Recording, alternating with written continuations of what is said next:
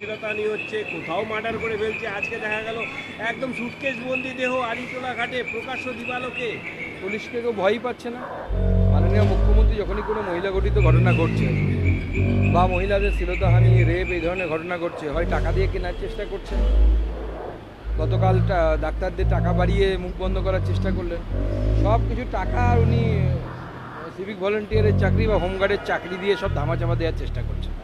স্বাভাবিকভাবে রাজ্যের আইনশৃঙ্খলা পরিস্থিতি ভয়ঙ্কর হচ্ছে, ভয়ঙ্কর থেকে ভয়ঙ্করতম হচ্ছে। মহিলারা মোটেও সুরক্ষিত নয়। এখানে আমরা বারবার বলে আসছি, একের পর এক ঘটনা, হাইরিটোলা হোক, সল্টলেক হোক, উত্তরবঙ্গের সেই মহিলাকে নগ্ন করে ঘোরানো ঘটনা হোক, আরজিকরের মহিলার ঘটনা হোক বা সন্দেশখালীর ঘটনা হোক, একের পর এক ঘটনা ঘটছে।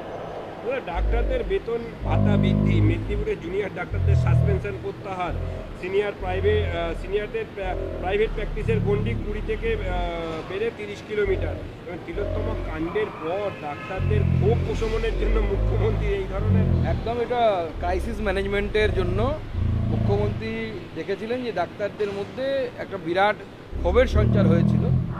সেই ক্ষোভটাকে ধামাচাপা দেওয়ার জন্য উনি এই চেষ্টা করছেন। আমার বিশ্বাস যে ডাক্তাররা তো আমাদের সমাজের অন্যতম শিক্ষিত স্তর, সেই স্তরের মানুষেরা অ্যাটলিস্ট এই প্রলোভনে ভুলবেন না বা ভুলে যাবেন না যে আমাদের একটি বোনের সাথে আরজি করে কী ঘটনা ঘটেছিল এবং কী ঘটনা হয়েছিল, কীভাবে সেটাকে ধামাচাপা দেওয়ার চেষ্টা করা হলো তৃণমূল কংগ্রেসের তরফ থেকে। আরজি করের ঘটনার পর এবার পানাগড়ে ইফটিজিংয়ের জেরে নৃত্যশিল্পীর মৃত্যু, মহিলাকে উত্তপ্ত করে ধাওয়া করা হয়, অ্যাক্সিডেন্টে মৃত্যু, কি বলবেন? মানে একের পর একের এই ধরনের ঘটনা বারবার প্রমাণ করছে। আমি কতগুলো উল্লেখ করলাম, এইটা হয়তো উল্লেখ করিনি আমি। পানাগড়ে যেভাবে ইফটিজিং করে প্রায় কয়েক কিলোমিটার তাকে পিছু ধাওয়া করা হলো এবং তারপরে ভুল রাস্তায় ঢুকে গিয়ে গাড়িটি উল্টে গিয়ে মেয়েটির মৃত্যু ঘটল, এর জন্য দায়ী কে?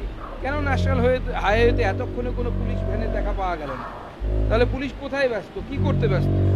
পশ্চিমবঙ্গে তার কুম্ভ হচ্ছে না যে সব পুলিশ কুম্ভ সামলাতে ব্যস্ত হয়ে গেছে? তখন তো মুখ্যমন্ত্রী বড় বড় কথা বলতেন।